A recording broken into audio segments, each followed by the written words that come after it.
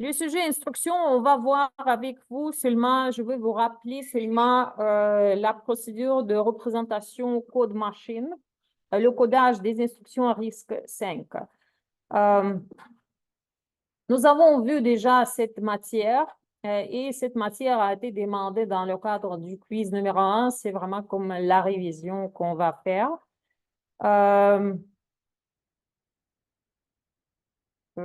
En langage machine, c'est ça, c'est on encode l'information sur quel calcul on veut faire, quel traitement qu'il faut faire, et aussi l'information sur les opérandes. Où se trouvent les opérandes? Il existe les différentes catégories d'instructions, les instructions arithmétiques et logiques qui vont permettre d'effectuer des calculs, instructions de transfert qui spécifient les différents comme actions sur le déplacement d'informations, les instructions de contrôle qui changent le flot d'exécution. Dans les architectures de type CISC, nous avons plusieurs instructions générales et spécialisées, ce qui permet d'exprimer les programmes de manière compacte et les programmes sont plus lisibles. Dans l'architecture RISC, Reduced Instruction Set Computer, on implémente physiquement seulement des instructions simples. Et on exprime les instructions complexes par une suite d'instructions simples. Il y a plus de registres qui sont disponibles. Les instructions RISC-V sont encodées sur 32 bits ou 16 bits avec l'extension C. Nous avons vu qu'il existe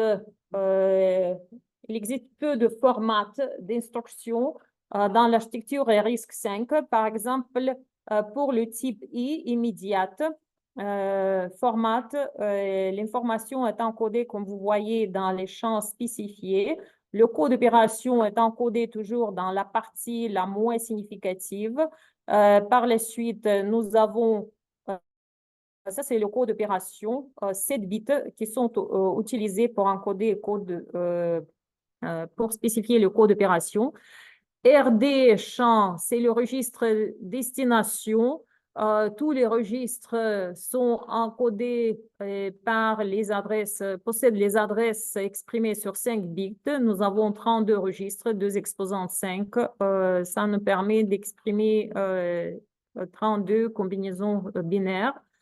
Le champ FN3, c'est le champ sous fonction. FN3 utilise 3 bits. RS1, c'est le registre source. Et encore sur 5 bits. Et finalement, 12 bits, les plus significatifs, sont utilisés pour encoder la valeur immédiate. Ça,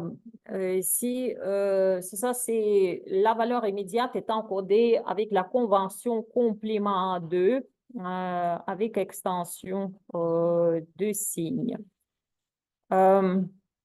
L'exemple A d'immédiate. Ici, la valeur 42 est rangée est additionné avec la valeur du registre S1 et le résultat est rangé dans S0. Comment on encode cette information en code machine? Dans le champ opcode, comme vous voyez, il faut chercher le code d'opération dans votre référence. C'est le code 1.3 en base 16. Cette valeur est encodée sur 7 bits. Par la suite, RD, ça c'est le registre S0 et le numéro, l'adresse du registre S0, ça c'est 8. Donc, C8 est encodé sur 5 bits dans le champ RD. Par la suite, FN3 pour A d'immédiate, ça c'est les 3 bits à 0. Registre RS1, ça c'est registre S1 avec adresse 9. Donc, sur 5 bits, on encode la valeur 9. Et finalement, la constante 42, c'est la constante positive. Donc, selon la convention complément 2, cette constante doit être encodée sur 12 bits comme vous voyez ici, on ajoute les zéros pour former la constante 42 sur 12 bits. Et après avoir formé le code de machine en binaire, on peut convertir ça en base 16. Je vous rappelle que pour former le code en base 16, il faut faire les groupements à partir du bit le moins significatif par les paquets de 4. Donc, ce qui va nous donner le premier paquet, c'est 0011, ça forme le chiffre 3. Par la suite, prochain paquet de 4, c'est 1. Prochain paquet de 4, ça c'est 4. Prochain paquet de 4, c'est 8. Prochain paquet, 4. Le prochain chiffre, c'est A. Et finalement, ici, c'est 2 et le reste, 0. Ce qui nous donne le code 02A48413. Dans le quiz, certains étudiants, vous avez comme... il y a eu la confusion avec l'interprétation de la question, avec comme mon interprétation et interprétation qui a été donnée par votre démonstrateur pendant les labs. Et aussi par le sens qui a été comme donné avec le mot mémoire dans l'examen intra de révision et avec Jean Privat au niveau de boutisme. Nous avons vu avec vous que l'architecture RISC-V utilise la convention petit boutisme. Chaque fois, lorsque je vous donne comme décoder le code machine ou encoder ça, code machine, ça veut dire qu'ici, il n'y a aucun lien pour moi avec le boutisme. C'est déjà comme l'information est extraite et il y a une seule interprétation. Côté droite, c'est le bit le moins significatif. Côté gauche, c'est le bit le plus significatif. Quand on parle que, voilà, cette information doit être rangée ou chargée à partir de la mémoire avec telle convention ou telle convention, petit boutisme ou gros boutisme, ou on doit stocker l'information en mémoire dans l'architecture RISC-V. Ça, à ce moment, il faut considérer c'est quoi la convention qui est utilisée. Encore une fois, je vais vous dessiner ici. Pour cette information, c'est toujours, ça c'est le bit, le chiffre, l'octet, comme le chiffre le moins significatif, ça c'est le chiffre le plus significatif. Et si par exemple, on dit que cette information se trouve à l'adresse, par exemple, 0. Ça, c'est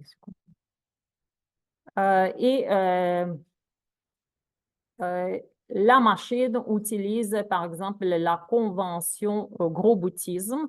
Dans ce cas, l'adresse la plus petite va être associée avec l'octet le plus significatif. Ça, c'est pour le gros boutisme. Comme ça, c'est la numérotation. 2, 3. Par contre, pour le petit boutisme, ça veut dire que c'est l'octet le moins significatif, c'est l'adresse avec le chiffre la plus petite adresse va être associée à l'octet le moins significatif, dans ce sens. 0, 1, 2, 3.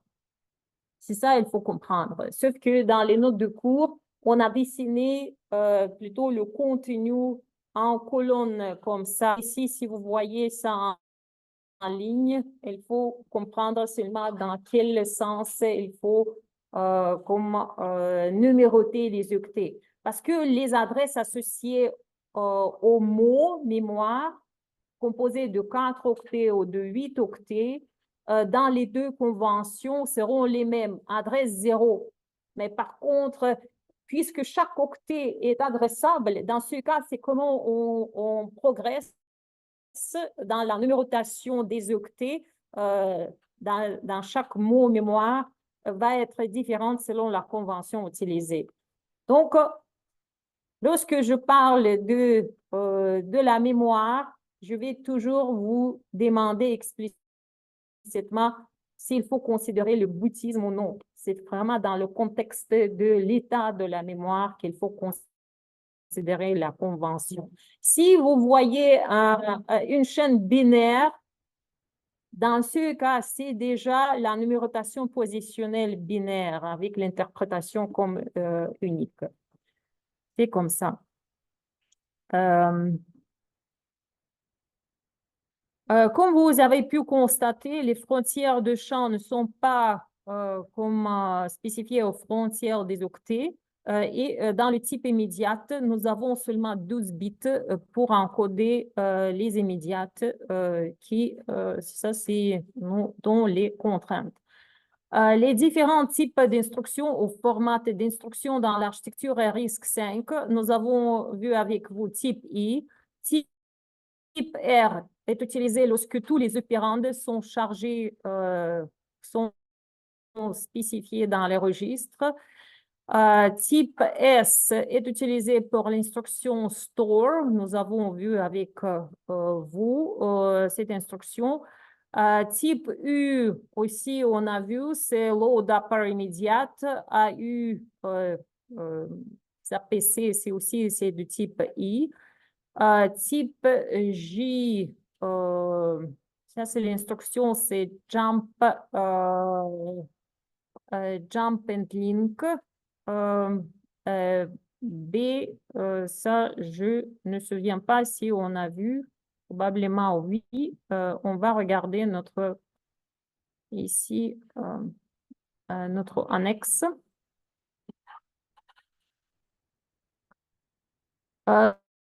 Donc, comme vous pouvez voir, les types, les formats, ça c'est dans l'annexe, les formats sont définis là, ou les types, dans cette colonne. Add, registre, subtract, registre. Par la suite, c'est add immédiate, XOR immédiate et de type immédiate. Par la suite, load byte, tous les load, ça c'est chargement et de type immédiate. Tous les stores sont de type S. C'est ça, c'est B, ça c'est les instructions de branchement conditionnel. Comme vous voyez, ça c'est de type B, donc on a vu ces instructions. Les instructions jump and link register et de type jump and link, ça c'est jump. Jump and link register, c'est de type immédiate. Load upper immediate, AU et PC sont de type upper. Donc, comme vous pouvez constater, on a vu tous les formats avec vous, mais on a vu toutes les instructions qui possèdent tous ces formats. Maintenant, je reviens. Ça, c'est aussi, cette information est nécessaire pour votre examen. Donc, on fait aussi la révision en même temps.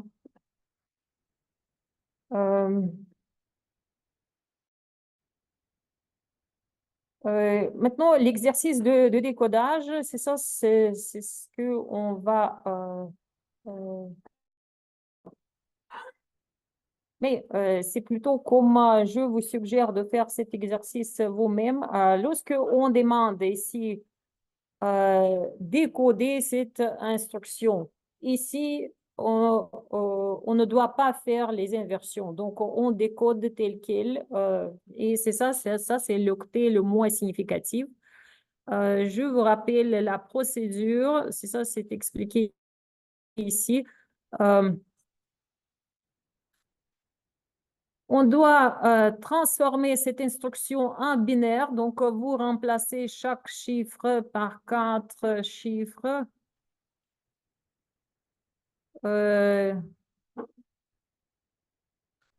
Par la suite, c'est ça, c'est vous commencez à chercher le champ qui est en code d'opération. Ça, c'est 3, par la suite 9, 0 et 3. Donc, c'est à partir de ça, le bit le moins significatif, que vous commencez à faire le décodage. Ça, c'est le bit 0, le moins significatif. Donc, on coupe le premier champ, c'est de 7 bits. Ça, c'est code d'opération. 1, 2, 3, 4, 5, 6, 7. Donc, c'est là. Par la suite, vous regardez, vous cherchez à quelle instruction correspond ce code opération. Ça, c'est 3. Par la suite, on doit, en fonction de code d'opération, vous identifier ce qu'est le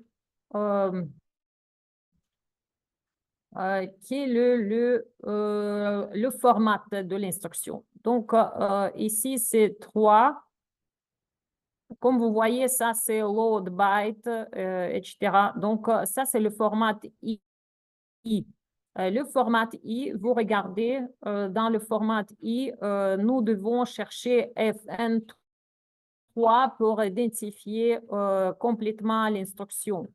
Donc, FN3 se trouve après 5 bits qui encodent le registre de destination. Donc, ici, 1, 2, 3, 4, 5, ça c'est mon RD. Par la suite, 1, 2, 3, ça c'est 3, ça c'est mon FN3. Et nous devons regarder ces 3, ça c'est load.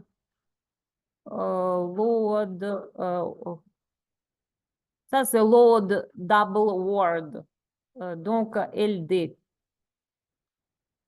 Après avoir identifié ça, vous devez chercher le champ RS1, RD, vous convertissez en base 10. Par la suite, vous cherchez le nom symbolique associé à ces adresses.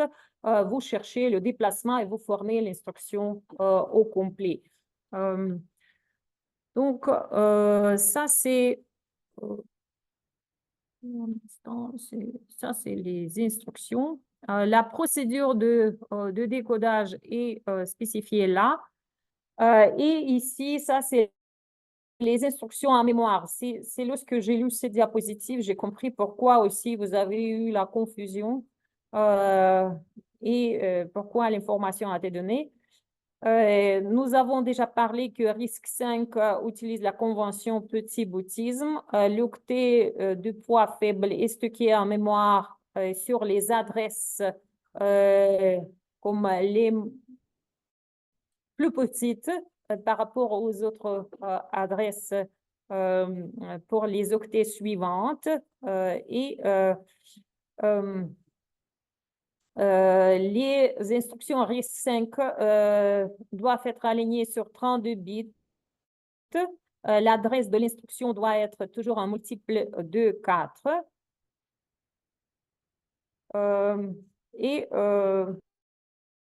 Ici, ça, c'est l'illustration. Le programme immédiate.s affiche la valeur de l'opérande immédiate d'une instruction de type I et il faut effectuer le même exercice pour une instruction de type S.